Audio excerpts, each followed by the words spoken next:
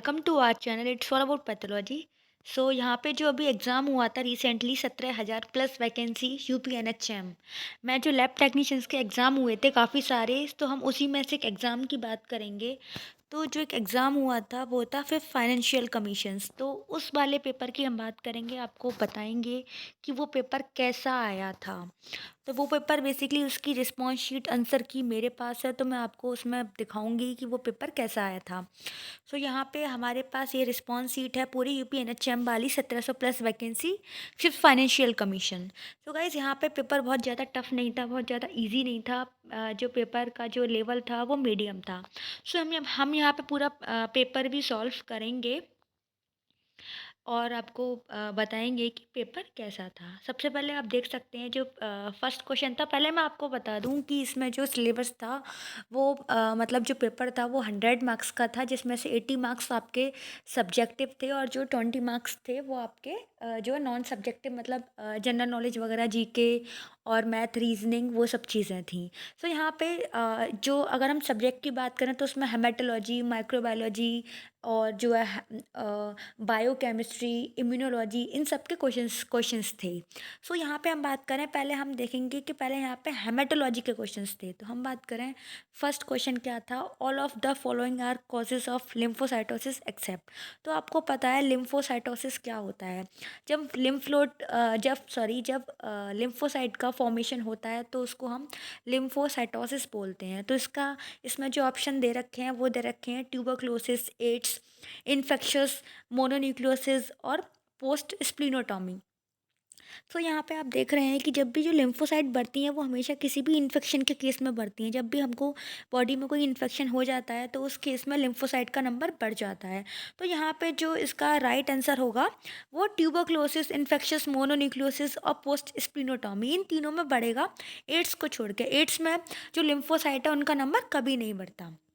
उसके बाद यहाँ पे हम सेकंड क्वेश्चन की बात करें, the ratio of blood to citrate for estimation of ESR. यहाँ पे पूछा है जो आप सबको पता होगा, जो ईएसआर हम मेज़र करते हैं तो उसके लिए एक बाइल यूज़ की जाती है जिसको बोलते हैं सोडियम साइट्रेट। तो यहाँ पे पूछा जा रहा है कि जो ब्लड ट्यूब होती है, ब्लड बाइल हो सॉरी कलेक्टिंग ट्यूब होती है जिसमें ब्लड को कलेक्ट करते हैं ईएसआर टेस्ट लगाने के लिए, तो उसमें जो साइट्रेट की कंसनट्रेशन होती है और ईएसआर की कंसनट्रेशन मतलब साइट्रेट की कंसनट्रेशन कितनी रहती है, ब्लड और साइट्रेट की कंसंट्रेशन कितने रेशो में रहनी चाहिए।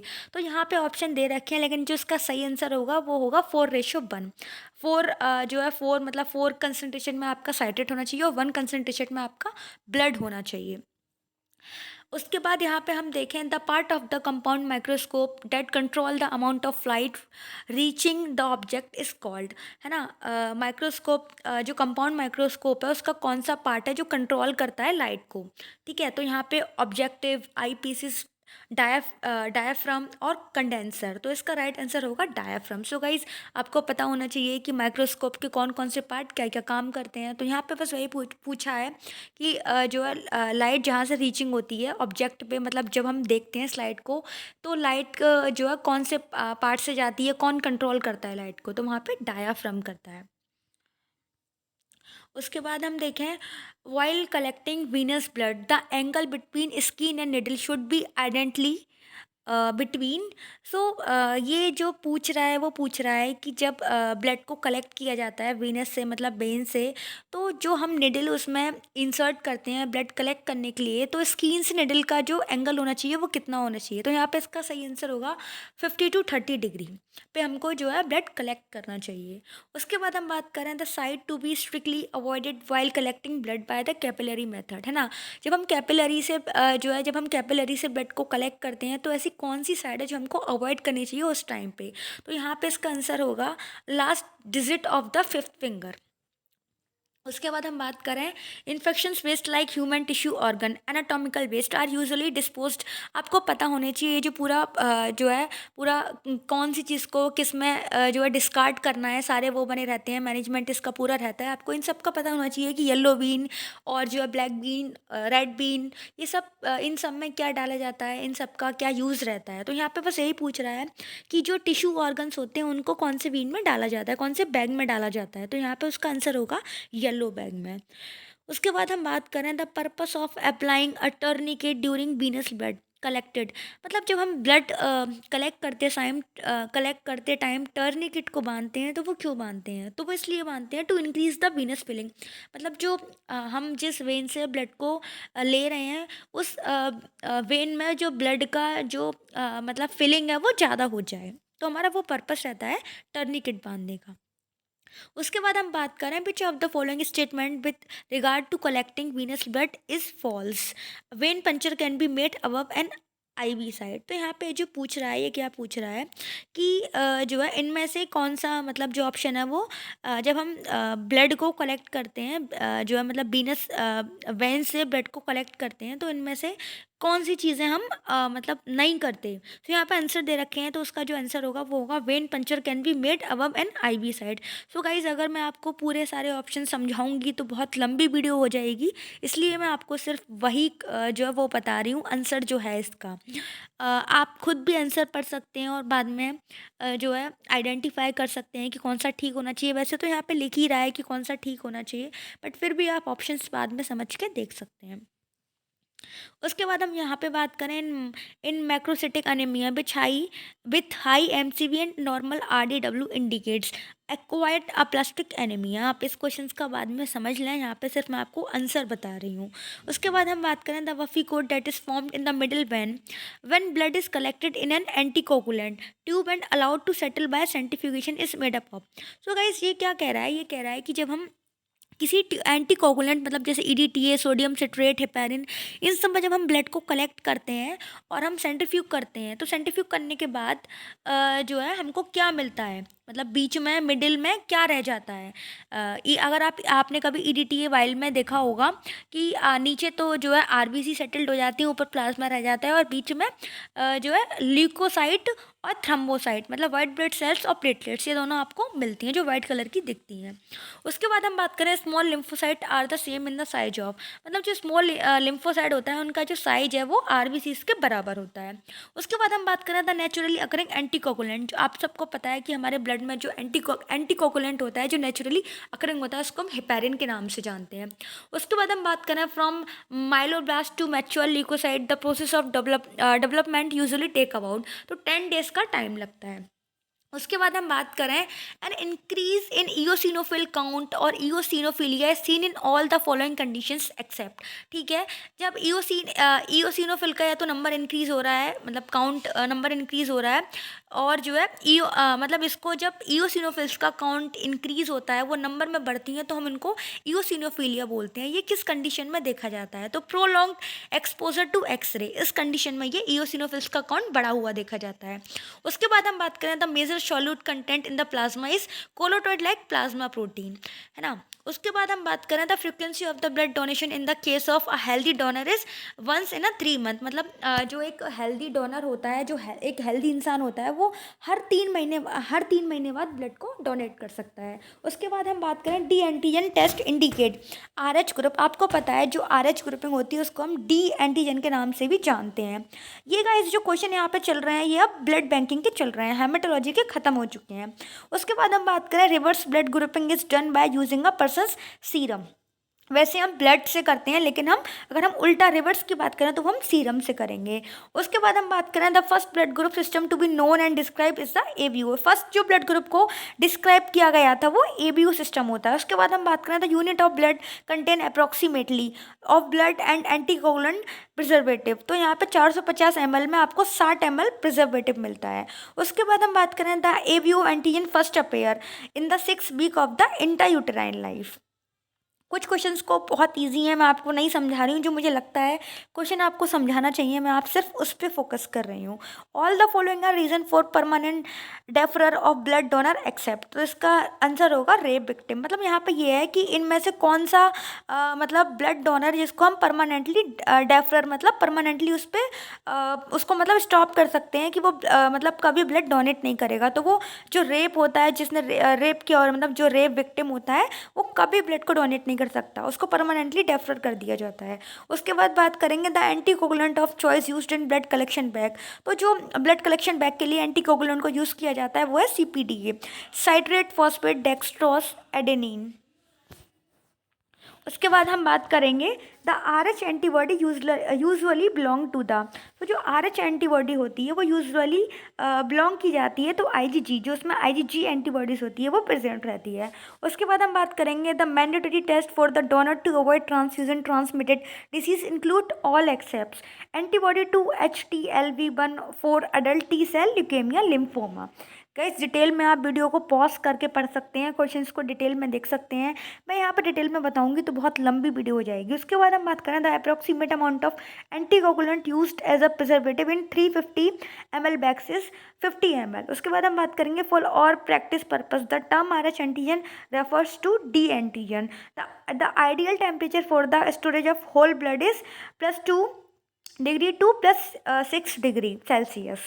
Transfusion transmitted infections can be minimized by using solvent detergent fresh frozen plasma. Compatibility testing is usually done prior to blood transfusion. Most of IgM is distributed in the intravascular compartment.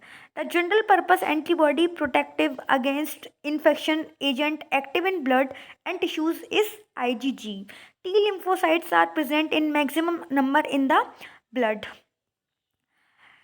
Demonstration of in serum indicate recent infections, तो IgM आपको पता है जो IgM होती है वो primary antibody होती है। तो जब भी कोई रीसेंट जो इन्फेक्शन होता है तो उस केस में आईजीएम को हम बढ़ता हुआ देखते हैं। Which of the following is the major T cell populations helper और इंड्यूसर टी सेल्स। सबसे ज़्यादा जो टी सेल्स की पॉपुलेशन आप देखते हैं वो हेल्पर और इंड्यूसर टी सेल्स होती है। The immunoglobin that mediates PK reaction is IgE. The heavy chain present in immunoglobulin class IgA is alpha. IgM constitutes of serum immunoglobulins 5 to 8%. उसके बाद antibody mediated immune reactions are seen in all the following type of hypersensitivity except type 4. The main serum immunoglobulins is IgG. The immunoglobulin that is primarily responsible for secondary response is IgG. हमेशा जो secondary response के लिए responsible रहती है वो होती है IgG, primary के लिए होती है वो आईजीएम होती है। Colostrum contain large amount of IgA. All the following fact about IgG are true, तो ये आप पढ़ लेना। इसका जो आंसर होगा with most antigen IgG appears early. What is the normal level of IgM in the blood? 0.5 to 2 mg/ml. Helper T cells induce both cellular and humoral immunity.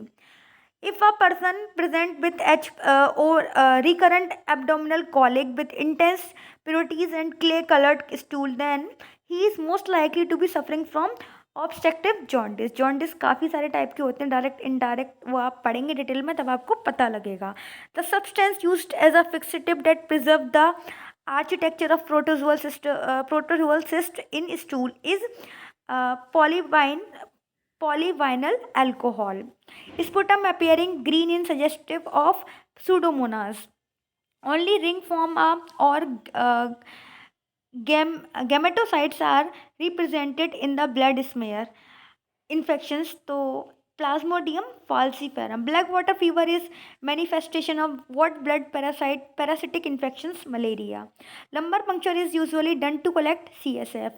Multiple ring form of trophozoites are seen in P. falciparum. Vidal test is used for detection of Salmonella species. Where is venous blood typically obtained from antecubital vein?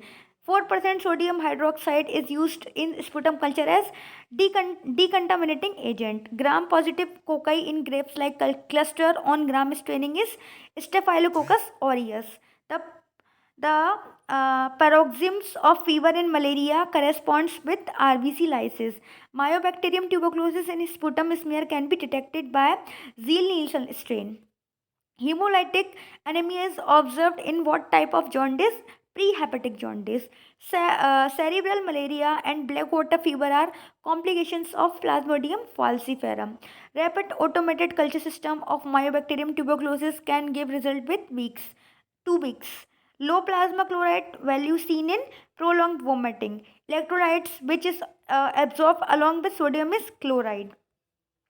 ESR result in autocorrected as the temperature of 18 degrees Celsius. Indirect positive in van der Waals reactions indicate the presence of unconjugated bilirubin. So guys यहाँ पे मैं धीरे धीरे आपको जो है वो कर स्क्रॉल करती जा रही हूँ, आप क्वेश्चंस पढ़ते जाइए। आंसर जो है वो ग्रीन वाला है, वो करेक्ट आंसर है। सो गाइज़ आप जैसे कि आप देख पा रहे हैं कि पेपर इतना टफ नहीं आया था, मतलब बहुत मीडियम पेपर था, तो इसको ईजिली क्वालिफाई कर सकते हैं अगर आप प्रॉपर पढ़ेंगे। आप देख पा रहे हैं जो भी सिलेबस में दिया था वो सारे सिलेबस पे यहाँ से क्वेश्चंस आए हैं। सो आप देख पा रहे हैं ये सारे क्वेश्चंस हैं, मैं स्क्रॉल कर रही हूँ क्योंकि मैं अभी बोलते बोलते थक चुकी हूँ और अभी भी मुझे लगता है कि पेपर अभी और थोड़ा है। तो आप देख सकते हैं इस तरीके से पेपर था। अगर आप आगे जब आगे वैकेंसी आती हैं आप प्रिपरेशन करेंगे तो आप अच्छे से आराम से इस पेपर को क्वालिफाई कर सकते हैं। आपको कोई भी डिफ़िकल्टी नहीं होगी अगर आप प्रॉपर पढ़ के जाएंगे। तो जैसे कि मैंने आपको बोला था कि हम यहाँ पे पेपर दिखाएंगे आपको पेपर कैसा आया था। तो पेपर बहुत इजी था, आप देख पा रहे हैं पेपर में कोई टफनेस नहीं है। यहाँ पे कोई ऐसा नहीं है कि बहुत ज़्यादा हार्ड पेपर आया है जो सिलेबस से बिल्कुल बाहर हो। सब सारे जो क्वेश्चंस हैं वो सिलेबस के अंदर हैं। आप देख रहे हैं मलेरिया से, ब्लूरोबिन से, क्रिएटिनिन से, बिडाल से कितने ज़्यादा क्वेश्चंस बन रहे हैं। तो आपको इन सब टॉपिक पे बहुत ध्यान देना है। स्पुटम बहुत ध्यान देना है आपको। ब्लड बैंक में बहुत सारे क्वेश्चंस हैं, इम्यूनोलॉजी में बहुत सारे क्वेश्चंस हैं। तो यहाँ पे इस तरह से बहुत सारे क्वेश्चंस आए हैं। मैं आपको एक बार जो है नॉन टेक्निकल पोर्शन भी दिखा देती हूँ। आप देख सकते हैं यहाँ पे रीजनिंग है ये सारे क्वेश्चंस यहाँ पे जनरल नॉलेज के हैं, रीजनिंग के हैं। कि मेनली अगर आप अपने सब्जेक्ट पे ही ध्यान दे लेंगे तो आपको इस 20 नंबर की जो है चिंता करने की कोई ज़रूरत नहीं है। आपको वरी होने की कोई नीड नहीं है। आप बस अपने 80 नंबर पे ध्यान दीजिए। अगर आप अपना 80 नंबर अच्छे से कर लेते हैं तो तब भी आपका सिलेक्शन पक्का है। सो गाइज़ यहाँ पे इस तरह का ये जनरल नॉलेज ये सब चीज़ें थी और वीडियो बहुत ज़्यादा लंबी हो चुकी है, लेकिन आप इस वीडियो को अंत तक देखें, अभी तो अंत होने ही वाला है। तो आपका बहुत बहुत शुक्रिया कि आपने वीडियो पूरी देखी और मैं आगे भी आपको इस तरह की जो है जो भी आपके लिए हेल्पफुल वीडियो होंगी आपको प्रोवाइड करती रहूँगी टाइम टू टाइम। तो यहाँ पे हमारा पेपर ख़त्म होता है और इस तरह से पूरा पेपर था ये। So guys thank you for watching.